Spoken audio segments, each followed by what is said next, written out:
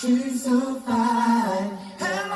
Helluva blows my mind. Helluva lights my day.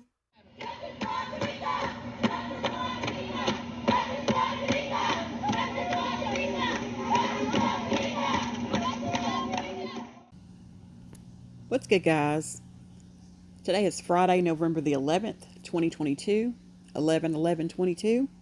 Today is also Veterans Day, so I want to say happy Veterans Day to all the veterans out there. We are on part 5 of the series that I'm doing regarding the initial court filing in the Kenneka Jenkins case, and we are going to pick right back up where we left off. And we left off starting with count 4, breach of contract, third-party beneficiary defendant, capital security. Number 93, plaintiff's decedent realleges and reasserts all previously enumerated paragraphs as though fully set forth herein. Nothing new there. They've said that at the beginning of each of the counts. 94, at all pertinent times herein, defendant, capital security, entered into a contract with the Crown Plaza defendants as the exclusive provider of security services. So they were the only company who was providing security services for the Crown Plaza. 95. At all pertinent times herein, upon all information and belief, there's that wording again, pursuant to Illinois law, defendant capital security owed a contractual duty to provide security services and maintain a safe premises for the benefit of the business invitees, guests, and specifically plaintiff's decedent Kenneka Jenkins in particular at Crown Plaza Defendants Hotel. So what they're saying there is that all of the times that they're speaking about in this lawsuit, which would be September of 2017, and upon the information they have obtained or received, the research they've done, and the belief in both of those things, and also pursuant to Illinois law, capital security was under contract, had a responsibility under contract to maintain a safe property for the benefit of the hotel guests, anybody they had invited there for business, and specifically Kenneka Jenkins. 96. At all pertinent times herein, defendant capital security intended to confer a benefit upon a non-party, namely the business invitees, guests, and patrons of the Crown Plaza Defendants Hotel, to prevent unreasonable risks and dangers on their premises. Now, this third-party beneficiary is important. And what that is the person who is not a party to the contract, but does have the legal right to enforce that contract or share in the proceeds because that contract was made for the third party's benefit. And I'm going to give you an example of that. Say a grandmother enters into a contract with an auto dealership to purchase an automobile to give to her grandchild as a present. If the dealership takes the down payment from the grandmother and then refuses to go through with the sale, the grandchild can sue the dealership for specific performance of the contract, being a third-party beneficiary. So the contract would have been between the grandmother and the dealership, but the grandchild becomes a third-party beneficiary because they have an interest, if you will, on that contract. So that's the best way that I can explain that to you. So what they're saying is that capital security had a contract to protect the premises, specifically for the Crown Plaza. All right. Number 98. At all pertinent times relevant hereto, Defendant Capital Security had a duty to act when they were put on notice of a disturbance in the hotel room where plaintiff's decedent Kenneka Jenkins was a guest. Capital Security had a responsibility to do something when they started getting disturbance calls regarding room 926, which is where Kenneka Jenkins was believed to be. 99. At all pertinent times relevant hereto, Defendant Capital Security had a duty to act when their agents and or employees responded to a hotel room where they smelled strong intoxicants. Again, Capital Security had a responsibility to do something when their employees went up to room 926 where they smelled a strong smell of marijuana. Number 100. At all pertinent times relevant hereto, Defendant Capital Security had a duty to act when their agents and or employees were aware that dozens of people were present in a hotel room limited to only 4 guests. Again, when Capital Security responded to room 926 because of these disturbance calls, and they found that there were dozens of people inside of that room, they had a responsibility at that point to do something because that room was limited to only 4 people. And it was well over 4 people. 101. At all pertinent times relevant hereto, Defendant Capital Security had a duty to act when their agents and or employees were aware of criminal activity occurring at the Crowne Plaza Defendant's Hotel.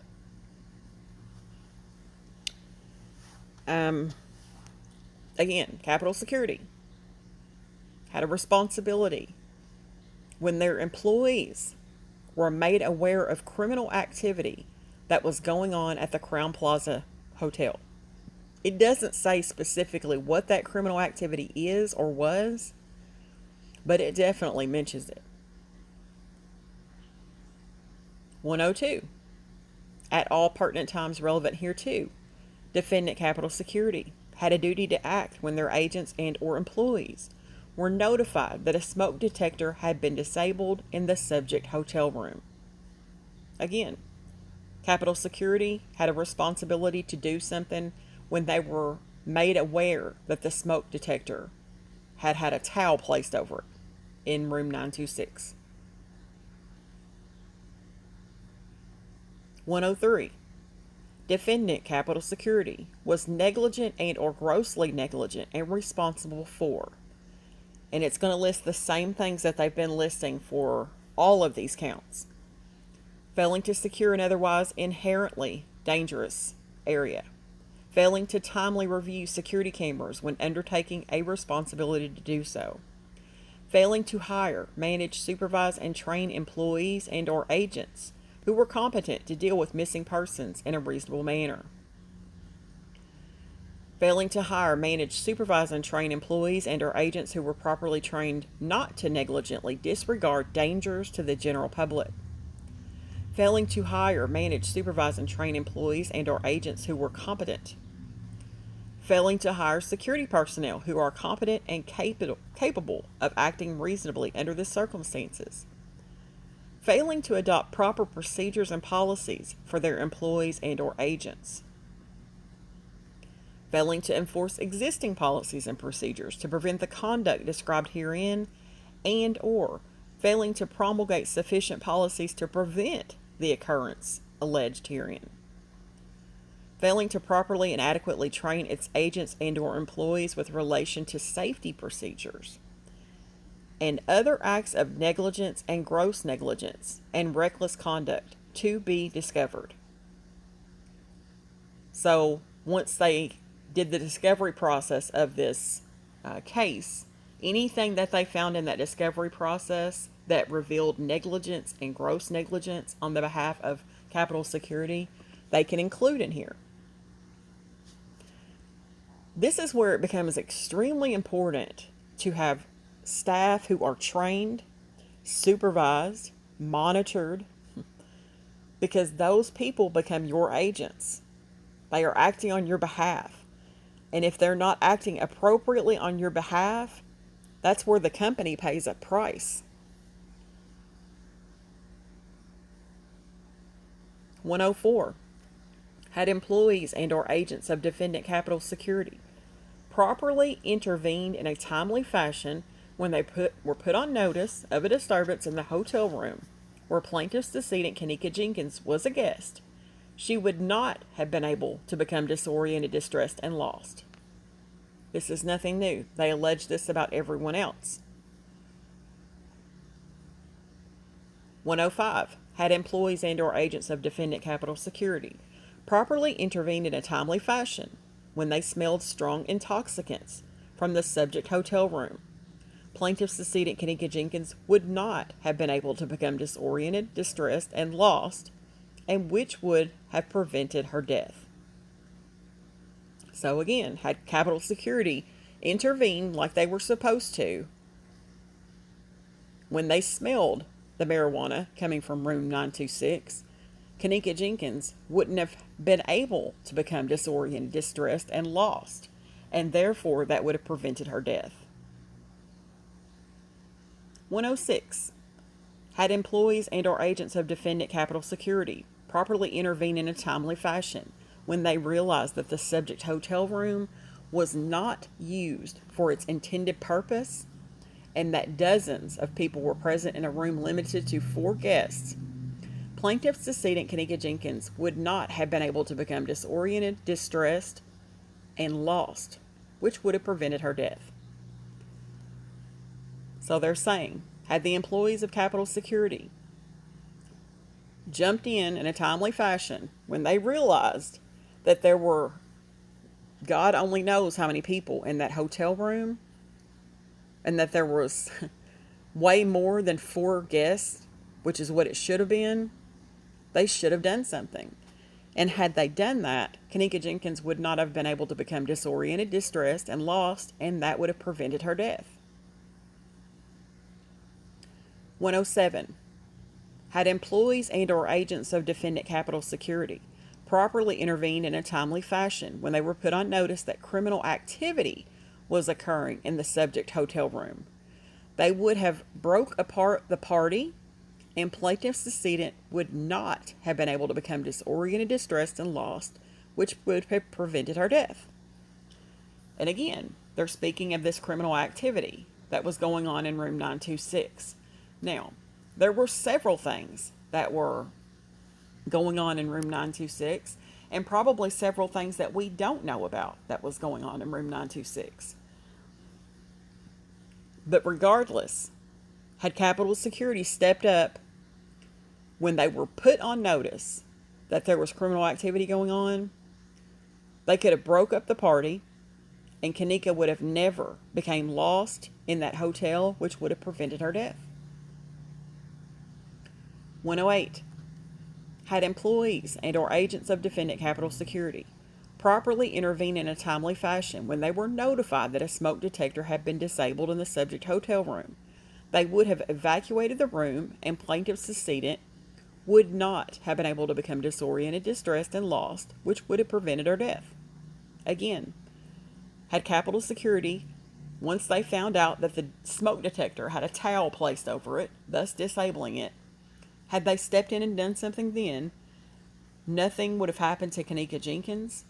She would have never had a chance to become disoriented and lost in the hotel, and that would have prevented her death. 109. As a direct and proximate result of the negligence of defendant Capital Security, plaintiff's decedent Kenneka Jenkins was seriously, painfully, and permanently hurt and injured as her body shut down and she froze to death. Again, this is the words of the medical examiner. That was her cause of death, listed on her death certificate: hypothermia. Number 110. That as a direct and proximate result of the above described actions, plaintiff's decedent Kenneka Jenkins and her estate suffered damages, including but not limited to, and they list the same things that they've been listing for all of the other counts: conscious physical pain and suffering and death, severe emotional injuries, mental anguish, mortification and humiliation, embarrassment and denial of social pleasures, economic loss, including wage loss, medical expenses, past, present, and future, exemplary damages, punitive damages, attorney fees and costs, loss of love, society, and companionship, reasonable funeral and burial expenses, loss of gifts, gratuities, and other items of economic value, and all other damages allowed by law. There's that safety net again, which catches everything that they might have missed. Number 111. Under Illinois law, defendant, capital security, is vicariously liable under the doctrine of respondeat superior for all negligent acts committed by their employees and or agents when acting within the course and scope of their employment. And we spoke about vicarious liability in the last video. I'll give you an example of vicarious liability. If a mechanic fixes your brake lines and you leave the shop and you get down the road and your brake lines go out and you have an accident, not only can you sue the mechanic, but you would sue the company he works for because he's acting on their behalf. Wherefore, plaintiff respectfully requests that this honorable court enter a judgment in favor of the plaintiff and against the defendants in excess of $50 million, exclusive of costs, interest, and attorney fees. We're going to move right into count 5, doctrine of respondeat superior, vicarious liability, and or contractor liability, Crown Plaza defendants. Now, they're moving right back to Crown Plaza. Number 112. Plaintiff's decedent realleges and reasserts all previously enumerated paragraphs as though fully set forth herein. So all of the paragraphs from 1 to 111, they are still alleging to be the truth. 113. Upon information and belief on September the 9th, 2017, agents and or employees of Crown Plaza defendants were notified of plaintiff decedent's disappearance. So they learned, Crown Plaza being they, that on September the 9th, 2017, Kenneka Jenkins disappeared inside of their hotel on their property. 114. Upon information and belief on September the 9th, 2017, agents and or employees of the Crown Plaza defendants undertook the duty to aid in the search for plaintiff's decedent, Kenneka Jenkins. So Crown Plaza, through their employees or agents, undertook the responsibility on September the 9th, 2017, to search for Kenneka Jenkins in their hotel. That's what they're saying here. 115. At all times relevant hereto, employees and or agents of the Crown Plaza defendants were acting within the course and scope of their employment with the Crown Plaza defendants when they undertook the duty to aid in the search and recovery of plaintiff's decedent Kenneka Jenkins. They're saying that the Crown Plaza employees were acting within the scope of their employment duties when they tried to aid in the search and recovery of Kenneka Jenkins. 116. At all times relevant hereto, Crown Plaza defendants contracted with defendant Capital Security to provide security services to the Crown Plaza defendants hotel. That's pretty cut and dry there. 117. Upon information and belief. So upon information they have received, they being Miss Tereasa Martin and her legal team, upon the research they've done and the belief in those things, Crown Plaza defendants contracted with defendant Caddyshack Restaurant to provide food services to the Crown Plaza defendants hotel. 118. At all times relevant hereto and pursuant to Illinois law, Defendant Capital Security owed a duty to act with ordinary care for the safety and security of the public, and specifically to plaintiff's decedent Kenneka Jenkins. So at all the times we're speaking of here, from September the 9th through, I guess, September the 10th, and pursuant to the law in Illinois, Capital Security had a responsibility to act with ordinary care for the safety and security of the public, and specifically Kenneka Jenkins. 119. At all times relevant hereto, the Crown Plaza defendants and Defendant Capital Security owed to plaintiff's decedent Kenneka Jenkins those duties set forth in this complaint, and negligently and or grossly negligently breached the same as set forth in this complaint. 120.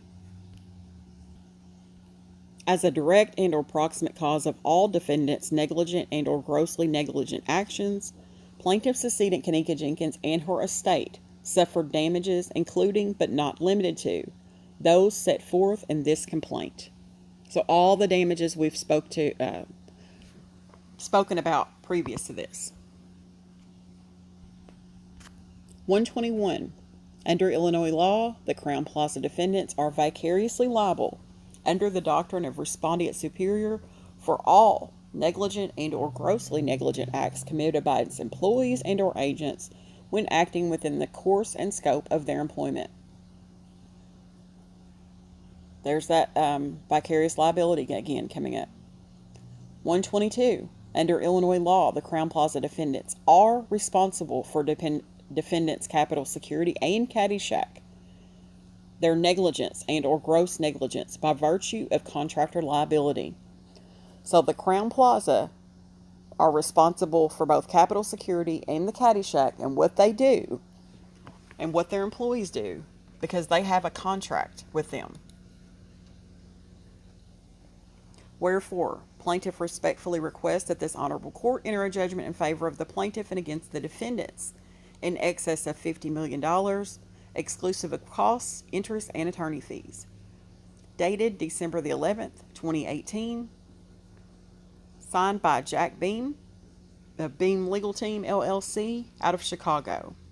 And we have completed the initial complaint filed in the Kenneka Jenkins case.